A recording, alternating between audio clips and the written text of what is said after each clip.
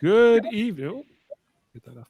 Good evening, everybody. It is Wednesday, May 26, 2021, and it is time for our next edition of TED Trek Wednesdays here on Live Long and Podcast as we continue our mission to watch every original series episode of Star Trek, not in order. Tonight, we're discussing Season 3, Episode 19, The Cloud Minders, and introducing next Adam Woodward, who I'm going to ask to turn down his speakers so I don't hear myself so much. Sure. How you doing, Adam? I'm good. How are you? Good. You ready to talk about the Cloud Minders? I am. Yes, I'm ready, very ready.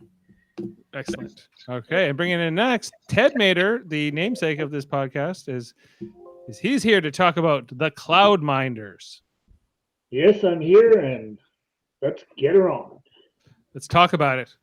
Gentlemen, before Star Wars would have a cloud city, Star Trek did it first. Yep. I didn't know. Until this week, I had no idea. I didn't ever watch this episode before. I had never seen this episode really before. I'm pretty sure I've never seen this before. If I definitely did not remember it. But here, let's just take a look at Kirk and Spock looking up into the sky at the city of Stratos. As they were at this planet. The planet was named something else, right?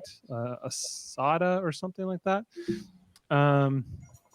They were a Federation member. Ardana was the name of the planet.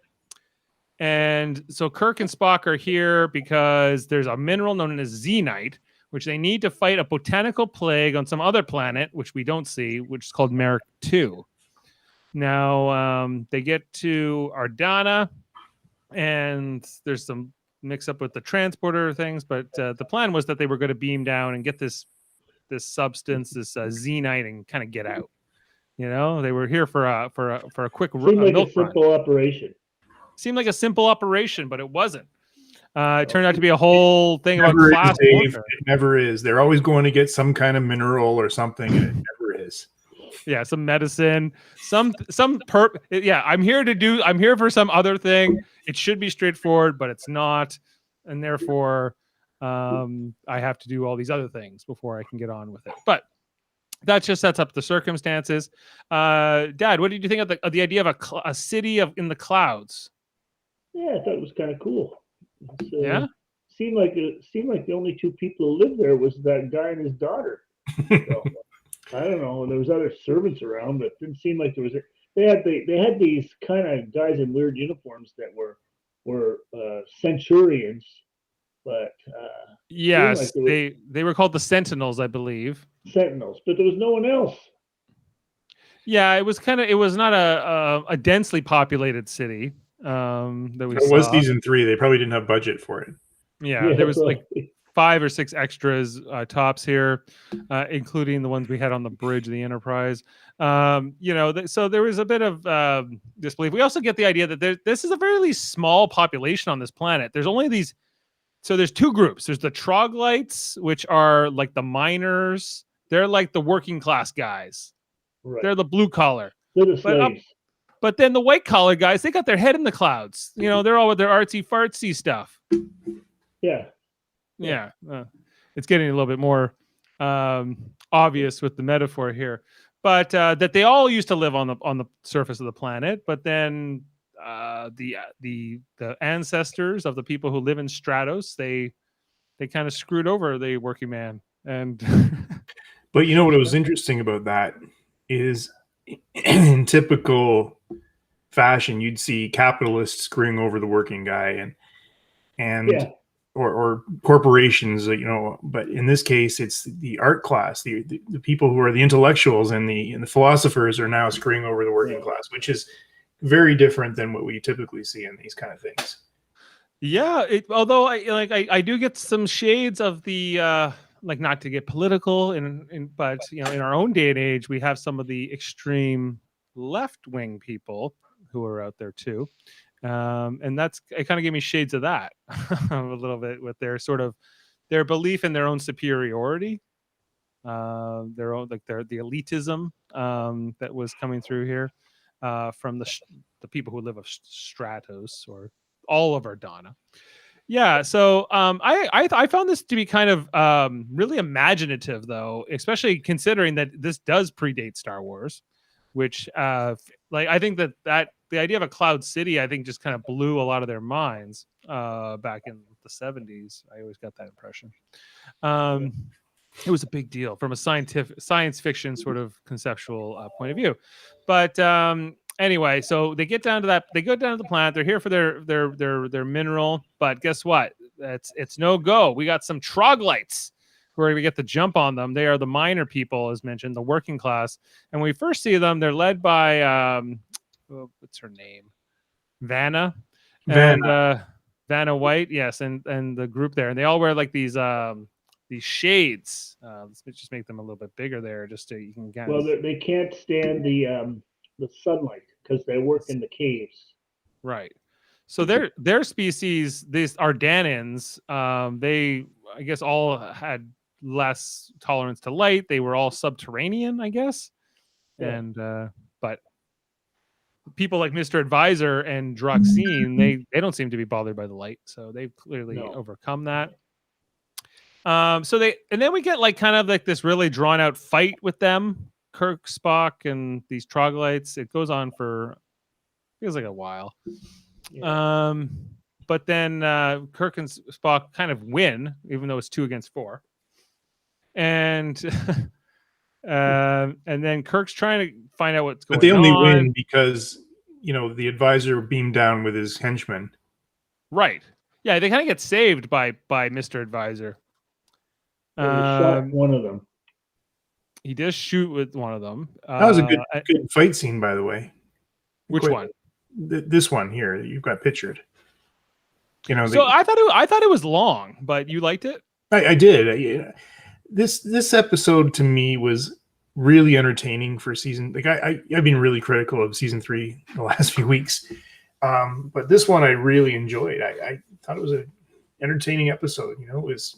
You got flirting going on. You got fighting. You've got upper and lower class struggles, and it was good. And I have a couple questions that I didn't seem answered during the episode, but all in all, I thought it was really great. Yeah, no, I was enjoying it. I was with the story. Like it was all tracking pretty well for me. So then they get saved by Placis, Mr. Advisor. He's the high advisor of the council, and he says that some troglodytes are rebels known as disruptors, and they've stolen the Xenite you're here for to just run amok. That's what they love to do. They love to come up here and ruin things. They're jealous of our greatness. But Kirk and Spock are kind of skeptical of all this. They're as they're kind of being told all this history. We also get to meet Droxine, who is the daughter. Where is she? Here she is. Droxine. She's the daughter of Mr. Advisor. She's got quite the dress going, and she is. But she's like the innocent, naive one. She's like, no, these troglodytes and disruptors are ruining everything, because Mr. Advisor, he finds that swing knife that's been put into his little art display, and he has quite the fit about it. But initially I thought she was very much like Kodos, the executioner's daughter, protecting her father. But turns out she wasn't quite that way, questioning the way they do things, and maybe things should change. But that they bring that back, that really father-daughter relationship, as far as the loyalty and I think they've done that a couple times in Star Trek, the original series. But anyway, it was interesting, and yeah, she was quite attractive with that dress. That was wow. We've seen quite a few 60s classics here with the dresses. This dress was a bit risque for the time period. I think that Star Trek set a new standard at that time, and then they went back in time, because we don't see this anymore. I think no, you never saw this like brought back in any other versions or whatever. But in the 2260s, at least, it was very much in fashion. And the other thing we learn here too is this planet, Ardana, is a Federation member. And Kirk explains that you have an obligation to help us save the Marcus II with the botanical plague. That's part of being in the Federation is you have to help out the other Federation planets. But isn't part of being in the Federation adhering to the rules and not having a class system like they did? Like Yes. Yeah, and that's where I found that. The advisor name Placis. Places, yeah. Placis, thank you. He was very threatening to Kirk and Spock as they found things out, saying, "Oh, we're going to call the boss, on you. You're bothering us. You're not following the rules. Leave us be." Yeah, it definitely gave me some questions here about what it is to be in the Federation, because there seems to be some gray areas. Because on one hand, the Federation has a standard of equality, right? And has like the guarantees, like kind of like the Bill of Rights and whatever. So all Federation citizens are supposed to have that. However, each member of the Federation is entitled to be allowed to kind of run their own affairs, has a certain level of societal autonomy in terms of how they structure their society. But usually that doesn't. You couldn't be a member of the Federation. Like I remember when Bajor wanted to be a member of the Federation at one point in Deep Space Nine, and it was because if they brought back in their old caste system, which was the idea of like, if my father was an artist, then I'm an artist, and so forth, that would have disqualified Bajor from joining, having that kind of that in place. Yeah, so it's kind of a question mark. It's possible that Ordana was omitted just because it had Xenite, and they need this Xenite to help with any kind of botanical plagues, which apparently are a thing. Dad, you got any thoughts on that? Yeah, no, it's no thoughts on that one. No thoughts on that. Well, what did you think of the society of Stratos or of all of Ordana? This idea that struck me as a class of elites with a class of workers. So it was like serious class systems going on. And do you think that that's weird that they would be a member of the Federation? Yeah, I don't know how they got that allocation. Like that's kind of weird. It is kind of weird. Yeah, I'm with you. And yeah, so what? Okay, so here I just go to my notes here because the plot after they kind of they meet Placis and Droxine, and then they're kind of like staying the night, like they're kind of like going off to sleep for a while. See, my feeling though on that, like the introduction to Droxine, she definitely loves her father and the way things are, and she falls not falls, but sometimes finds Spock very attractive and sort of flirts with him, but she's not I don't know if she's a great character, but Vanna, she was a great character. She could fight. She's a leader. She stood up to Kirk. She stood up to the advisor. She can basically handle herself really well. I thought she was a great addition to this episode. I think Vanna and Droxine, they're interesting, kind of the two lead women in this story. And like I was wondering honestly when they introduced Droxine, because we hadn't seen Vanna yet except in the fight. But I was wondering if Droxine was actually Vanna. Right. Because you're like, it's season 3, they can't afford another actor. No, it wasn't that. I thought it would have been, the advisor's daughter, and and she's actually working against him. But they did that in a more subtle way. Yeah, it was okay. Yeah, so Vanna's interesting too, but there's this whole I did skip over one quick scene, which was this other troglodyte that they think, I guess he was the one who put the knife into the display, and then he's being questioned by Placis, and he just jumps off the city into his death. Wait a second. I don't think he jumped to his death because he showed up in a later scene. He must have had like a parachute. Was that the same guy? It had to be. I want to go back and rewind it. But I swear it was. Whoa. Sorry. All right. I think I have a picture of him somewhere.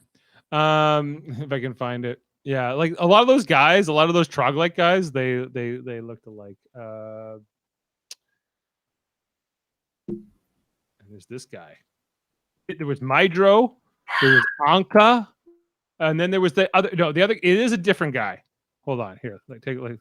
Okay, so not this guy. Not this guy. This guy. He's the guy who jumps off. Yeah. He looks a lot like this guy, but he's not the same guy. All right, that's why they look very much alike. They do. They really do. And then we had this guy.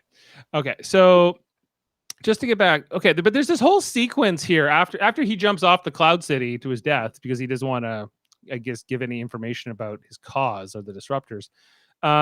It's kind of like Spock giving not a captain's log, it's like a diary session, or it's some kind of personal log, or it's like we're getting a sense into Spock's inner thoughts, which is something that almost never happens in Star Trek. So I don't know. Did anyone pick up on that? Where it was Spock? It was kind of like Spock in his chair while I guess Kirk was sleeping, thinking about everything. Can't hear you. You're still muted. Yeah, that was a really interesting scene. I quite enjoyed that. And I wouldn't mind more of it. Which one? It was a neat way into Spock in the way he thinks. He was basically meditating.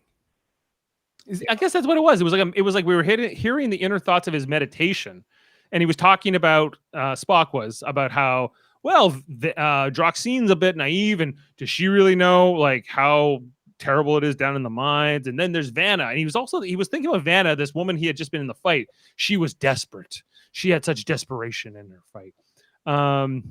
I was like, okay, I guess we're gonna be seeing her again. So it's I don't know. It was almost like it was exposition, but I don't know if we needed it. It was just I don't know. It set up a lot of things. I don't know if we needed it either, but I didn't mind. Like I liked that 2 minutes or whatever. It wasn't even that. It was probably a minute, but it was really interesting because you're right, Dave. We'd never seen anything like that out of Spock. Like every time we see him meditate, or he's always in his quiet mind and he doesn't talk, right? Or you don't see into his mind. So it was good. This episode's kind of like Kirk and Spock go on a double date, because Spock is romancing Droxine for a lot of this story, and let's face it, Kirk has sort of a thing with Vanna. It feels like.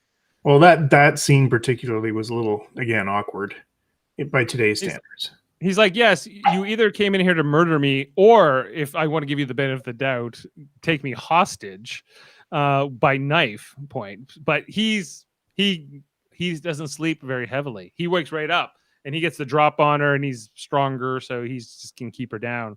And he's like, this is great. A girl shows up to my bed, and he gets that stupid Kirk grin that he always does with women.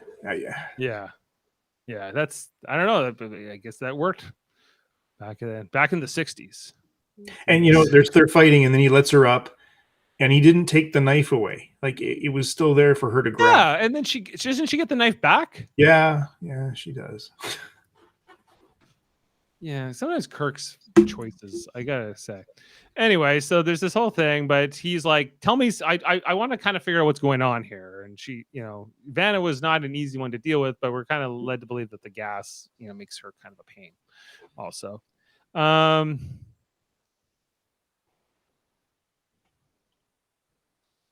Right. And then he grabs her, he throws her out. She just wanted to take him hostage. And then he says, she thinks that the Enterprise is here to intimidate the troglodytes. And so more and more information is being thrown out here. Then we get this whole thing with the torture. With they're going to give Vanna what do they call it? The beams? The which? They tortured Vanna. Remember? Yes. Yeah, that light beam. She's really quite tough. And then Spock and Kirk show up and go, "You can't do that. That's torture." The waves. They called it the waves. Like, he's like, tell me about the disruptors. She's like, no. He's like, very well, you're gonna get the waves. And then Kirk comes out. He's like, are you torturing somebody? You're not allowed to torture people. Aren't you in the Federation? I'm gonna let people know about this. And that's where he kept having the upper hand. Like he just, like, Kirk seemed to bend down to this guy a little bit too much. Yeah. Well, he's kind of like the equivalent of the governor, and Kirk's just a starship captain among men. Yeah, I know, but Captain Picard would say, you know what, we're going to file a report, and you guys are going to get booted out of the Federation. Oh yeah, Picard would not have tiptoed around this guy as much. No chance. That would be a difference. Yeah.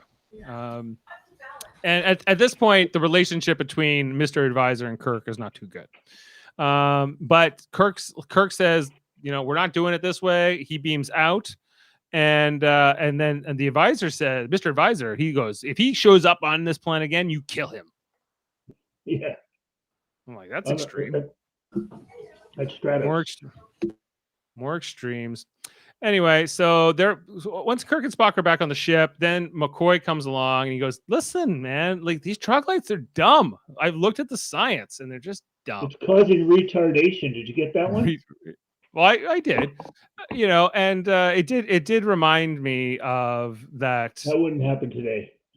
It wouldn't happen today. Okay, but here I don't think that it's a nice thing to call someone a retard. However, I don't think that the word retardation has a malevolent basis. Back then, though, people were called mentally retarded. That's what they were called. Everybody who was mentally retarded.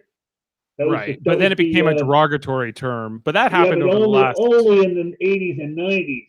Like not only in the 80s. Only when I was a kid, basically. Yeah.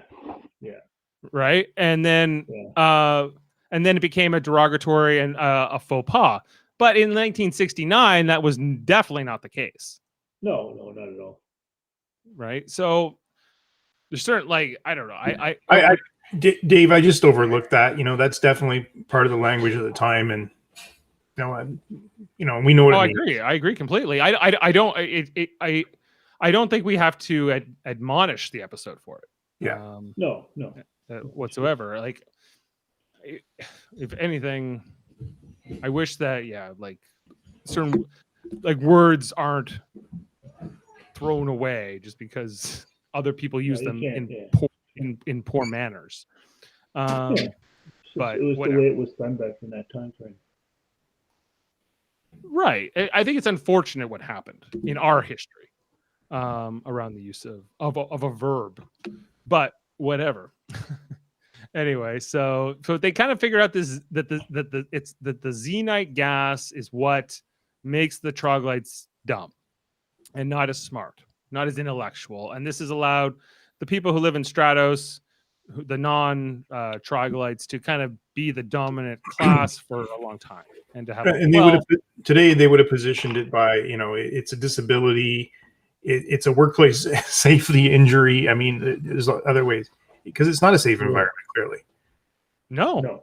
And the idea and what they tell us of this history was about 200 years ago or something, roughly, that they built the city. And the promise was that they were all going to get to go to the city in the clouds together.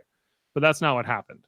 They kept a certain percentage of the people down on the surface and turned them into a labor class, effectively. Well, look how angry Kirk and the other the Placius and the girl. The girl, not so much, because she was more immune. But they all got really angry when they were faced with that gas. And the one who got them out of it was actually the girl.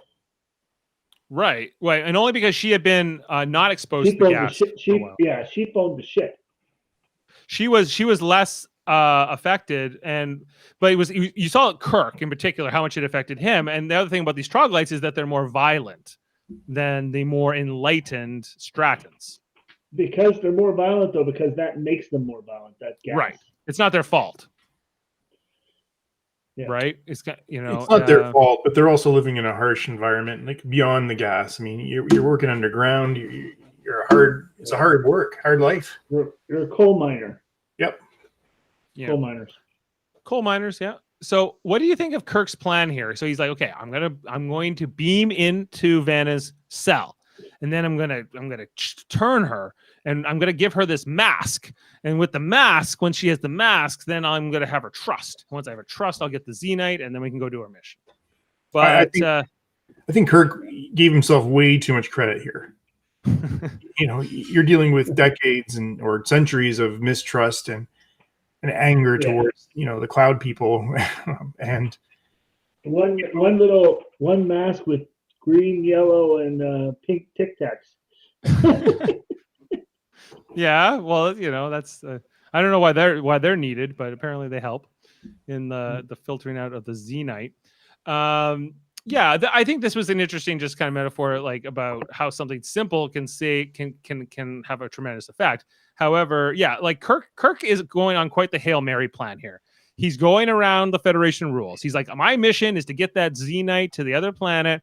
If I need to support a rebel group against the established government of a Federation planet member, I think he kind of knows he's playing with fire here. And Spock says, if he catches you doing this, he could totally have you executed and completely within the law of his planet. And Kirk's like, yeah, but I think this could work. This could really work. Once she sees the mask and I explain it to her, she'll get it. And for a while, it's going well. He comes in. They take out the guard, the Sentinel, I think they're called, and then they beam down. And once they get into the caves,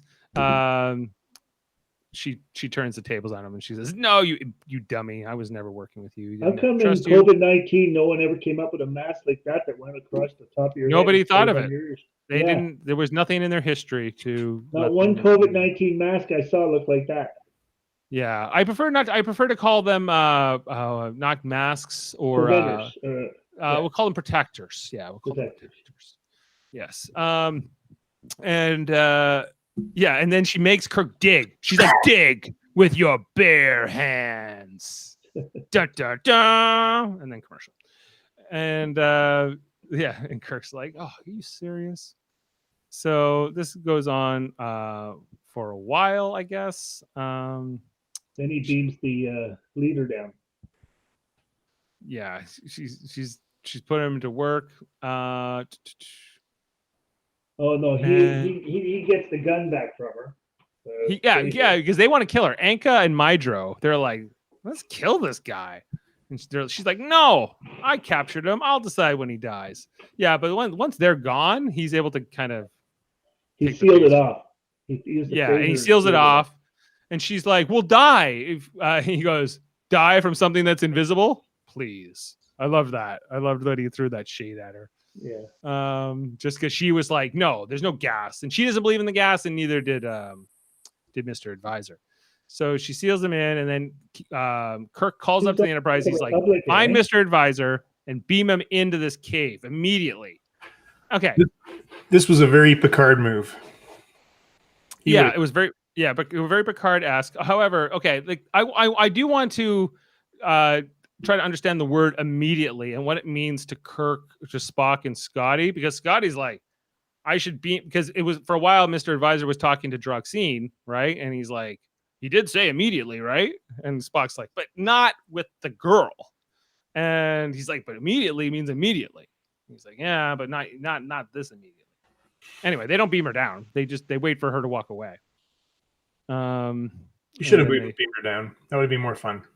It would be more fun for her to be in the mix, I think. Yeah, she's a product of the cloud. She's never probably been to the surface. It would be awesome for her to see it. I think that would have helped. See it if it has an effect on her too, right? Yeah. And so, but that would have been cool. Imagine she was really affected, and her father saw that. That would have been a nice twist in that. Yeah, because her change, her shift in her beliefs in this episode, Droxine, feels a little bit unearned. Although she was more open-minded than her father to begin with. So it's a bit of that. But anyway, so yeah, beam him down. And then Scotty says he didn't look too happy when he came through the transporter pad, because we say that he technically came through the ship first and then he went back down to the planet. Yeah. And I guess they were down there for an hour before we cut to the next scene.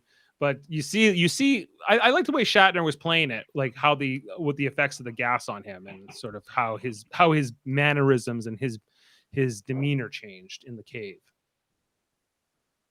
As that scene went on, and then this was the dumbest thing. I guess the gas makes you dumb, but Kirk and Mr. Advisor, they eventually have a fight, but Kirk threw away his phaser. He's like, because Mr. Visor goats him. He's like, "Do you want to have a knife fight?" And he's like, "Sure, let's have a knife fight." Yeah. Bring a Well, knife to no. a phaser fight. Just get on with it. You should have pulled it like a Indiana Jones and shot the guy, stunned him right there. Yeah, that would have been funny. Yes, and so anyway, so then Vanna's she calls the Enterprise to help. They do, and then that's kind of the end, really. So Kirk now has Vanna on his side. He gets all the Xenite. Vanna makes it clear that now that they are protected with these masks, they're going to be pursuing more political change with more vigor and determination. And the Federation could provide mediation through the Federation Bureau of Industrialization. And then Places says, you're interfering in our society again. And then Kirk's like, he says, I'm gonna charge you, Kirk, for abducting me. And he's like, I'm gonna charge you for conspiring to have me killed. And then we'll all work out as a wash, I guess. Let's just forget everything and we'll start all over. Right. And then Spock says goodbye to Droxine. It's kind of like the final scene. Let's go back to that for a second, though. That whole Droxine Spock relationship. Yeah. Like, was Spock just trying to get information? Because then I don't think so. Then what was he up to? Because he got to the whole Pon farr discussion. Oh, we only can mate every 7 years. Like what's this about? Like, what? No, I took it that he's like, I have to mate every 7 years, but I can mate other times. All right, so he can. Yeah. I wish then we had seen them retire to a room or something. That would have been. I think he was looking for a date. Like I said, this was Kirk and Spock. Both pick up a couple of the ladies. Obviously, could have got her. One's got her head in the clouds. One's more down to earth. She was nicer looking than that one he was supposed to marry on Vulcan. Yeah, like as far as Spock's love interests go, not bad. Because she was also intellectual, so she kind of made sense. Yeah, for Spock. Yeah. So, but their relationship, it was interesting. I just think it's because she's not pure logic either, and so Spock's he's kind of changed as a character. I feel like this is near the end of season 3. This is the 19th or 21st episode, depending on what order you go by. So, anyway. Do we have any fun facts? We got a couple. Oh, okay. Would you and about that relationship, you're talking. Okay, so I'm just recapping here. So they're talking about Spock's discussing the Vulcan mating ritual, and that's right. He basically used, we Vulcans do pride ourselves on our logic, and that that word pride is a very human word, and versus what it wouldn't be used by a Vulcan. So that was slip in the scripting for sure. Jody says Spock's flirting is terrible. He has no game. I'm not in the no game part. Star Trek Enterprise executive producer Manny Koto has mentioned several occasions that if the series had gone on to a 5th season, they would have done a prequel episode to the Cloudminders, which would have featured the city of Stratos. That would have been interesting. Okay, so if there had been a 5th season, even though there wasn't even, I think a 4th season. No, of Enterprise. Sorry, Star Trek Enterprise. Oh, Enterprise. Okay. Oh, Enterprise. Okay, gotcha. All right, that would make more sense. But these were not humans. These were like another species, right? But I think that this episode was supposed to be in season 4 of Star Trek, but they never got that far, so it went to season 3. They rushed it up. Yeah. Alan Asherman suggests this episode was partially based on the Fritz Lang's 1927 science fiction classic Metropolis, which features the ruling class living in huge skyscrapers and the downtrodden workers in underground caverns. In the movie's climax, the workers finally revolt against their masters. Yeah. And a line of dialogue forgotten in the filming of this episode was dubbed in later by Shatner, but Kirk's mouth move is not even moving as he says, "Who are you? What is the meaning of what is the meaning of this attack?" And apparently some recent telecasts have cut that line. I'd love to go back and watch that now. I don't know if I can remember that. I didn't notice any bad use of the dubbing. Well, it must have been in that first opening scene. So, Yeah. right? Well, there was probably that scene where they had their heads turned. Yeah. Yeah. Vanna wears 3 different outfits in this episode: her mining garb with a face mask while attacking Kirk and Spock, and later again without the face mask while accepting the filter mask, a long and elegant purple gown to infiltrate Stratos and attack Kirk. So she's Vanna. I like her in her purple outfit. I quite liked her. I thought she was a great character. Yeah, who played her? I want to just quickly. Vanna was played by Charlene Polite. She died in 1999, so she's no longer with us. After Star Trek, she was on television series such as Hawaii Five-0 and The Mod Squad. She also appeared in the 1971 TV movie Love, Hate, Love. There you go. Okay. Stratus was designed by a guy named Matt Jeffries, who drew a rough sketch without even drawing a final sketch. The city itself was created from green foam, white glue, and hacksaw blades, and X-Acto knives. The production designers then chopped up the foam and glued it together and put the final shape on it, finishing it by wrapping the bottom with cotton and hung it from the ceiling. Here's Jeffrey's original sketch. Looks pretty much like that in the episode. Yep. Yeah, you know, and in the remastered one on Netflix, it looked pretty good. It looks like downtown Singapore. If it was in the sky. Yeah.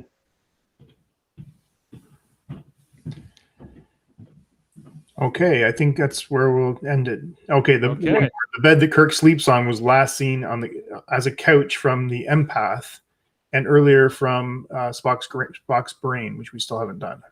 We haven't done the Empath either. Oh, Dave, you like this one? The miner's goggles would later appear in The Wrath of Khan. They were the Wrath of Khan goggles, weren't they? Yes, they were. Let's see them again. Let's bring those up because I was like, these look so familiar. Yeah. And I was like, I couldn't figure out from where. And then they look exactly like the ones from Wrath of Khan, but this is what 13, 14 because years they are. They are. Yeah. So they didn't throw Not from the Wrath of Khan, the original series, that Wrath of Khan? No, the movie. 1982. Oh, that. So they just reuse them. Yeah. Yeah, except Khan had like the face piece too that connected to it, like the. Yeah. Interesting. Yeah. That's a good way to end the fun facts. All right. Well, then let's segue over to the ratings, and bring that up here. Okay, so we're doing the Cloud Minders, and Dad, do you want to get us started here? I'm gonna go a little lower than normal. I'm gonna go 7.1. Okay. I'm gonna give this about an 8. Actually, you know what? I'm going higher, 8.5. Okay. I'm giving it a solid 8. I liked it. I'm right on IMDb. I didn't even look at that. Yeah, well, IMDb also gave it 7.1 exactly, Dad. Yeah, I didn't even notice that before I said 7.1. Yeah, and Jody, he phoned in his rating of a 5 for this Really? episode. So he did not like that. He did not like this episode as much. Oh man, I'm missing Jody even more now. He doesn't. He didn't like the flirting, and that's how it goes. This episode was directed by Judd Taylor, with the story by David Gerald and Oliver Crawford, and the teleplay by Margaret Arman. And aired near the end of the show's run. Aired on February 28th, 1969. Okay, so that's the Cloud Minders. So just Dave, before you go, can we look at the scores again? Sure. Okay. Ted, what's going on? You've been pretty hard on this show lately. Well, you know, it wasn't that hard. Oh, we got here a 6, a 7, a couple 6.2s, a 5 he gave to Alana of Troyes. Yeah, I didn't like that one. Yeah. Well, I was. He's still the highest average though. Like his 7.7 average is still the highest of all of us. True. Okay. Yeah. Yeah. Okay, so let's pick the Jody's next one. 6.5. Okay, I'll let someone else pick this week because I picked that one. Adam, you can pick the next one. I have no. So maybe we'll move out of season 3. Let's look. Okay, we only have these 4 season 2 episodes left, and then we have 1, 2, 3, 4, 5, 6, but 7 first season episodes left. Let's go to season 2, please. We'll do a private little war. Is that the episode?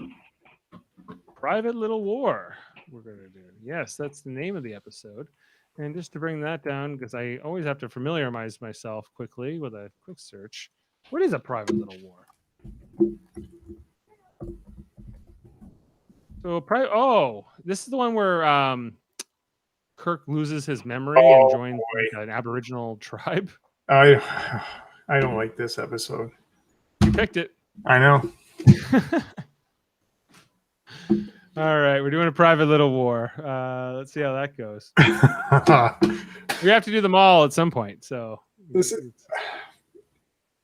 one's going to be the one we have trouble with. I sorry, even though that we're 50 years later. This one might have some criticisms. It could. Yeah. Who's to say? I don't want to get into it. But Dad, do you remember that one? You gotta be right on us and say. What is it? Well, Kirk he loses his memory and then he joins like a Native American tribe, sort of, and That's the Paradise Syndrome. no. Yes. The Paradise Syndrome is something else. Yeah, definitely. Paradise Syndrome. Oh, you're right. That is the Paradise. Then what's a private little war? It's very similar. Is it? Because I thought it was the Paradise Syndrome too when I first saw the pictures here. Here's the synopsis. Kirk's reunion with an old friend on the planet Neural is overshadowed by a threat from the Klingons again, which leaves the captain contemplating a breach of Starfleet standing non-intervention order to help the beleaguered race. So it's similar. Okay, it's similar but not the same. All right, it has the good. Klingons in it. I don't remember this at all. So it's got the like the Sasquatch with a horn on his head. Oh, I have heard of that. Okay, well, whatever it is. It's an episode of Star Trek I haven't seen, so that's exciting. So we're gonna be talking about that next Wednesday night at 8 p.m. Hopefully Jody will be back for that one. He's feeling a little under the weather tonight. Also, we do other things here on Live Long and Podcast. On Tuesday nights, we talk about Star Trek Deep Space Nine. Jeff Mader is the station commander. And we're watching every episode in order. Just finished up season 3's episode Profit Motive last night. And boy, did we love it. So check that out on Tuesday nights. And then on the weekend, we do Star Trek Radio Theater. This Saturday night, we're doing Star Trek The Next Generation's episode Cupid, with which is an episode that features Q, of course, where he sends Captain Picard and the rest of them to be Robin Hood and the Merry Men and Maid Marian. And we got Jody Simpson from this Wednesday night podcast who will be playing the part of Q and also the High Sheriff of Nottingham as de facto for this Saturday night. So check that out. We're going to have the cast together for this one. And then also we have another channel called Trivial Debates where we do our monthly arguments about movies, TV, sports, and more. You might see some other familiar faces here as we have this Sunday. We have Jaemeel Robinson, Kevin Millard, and Edwin Woodward all competing with host Jody Simpson as the arguments continue. I'm looking forward to this one. Jody came up with good questions. This is going to be quite the one. So check that out Sunday. What is it? Sunday at 11. Sunday. Movie question. What was the best sci-fi movie released before 1990? We're going to have, if you could erase one comic book or superhero-based TV show from existence, what would that be? All kinds of great questions. So check that out Sunday. We're going to argue it all out. And then our third channel, which is called Super Mader Brothers Podcasting, where we talk about TV shows and stuff movies that are not Star Trek specific. We've done Tiger King, we've done The Serpent, we've done Survivor, we've done a lot of Big Brother coverage and more, and Westworld and different things over there. So check all those things out. And I think we can close the book, though, on the Cloud Minders. Yep. Close the book. Up to the clouds with you. And thank you for being with us here again on TED Trek Wednesdays. Thank you, Dad. Thank you, Adam, for the podcast tonight. And we'll be back in a week to talk about A Private Little War.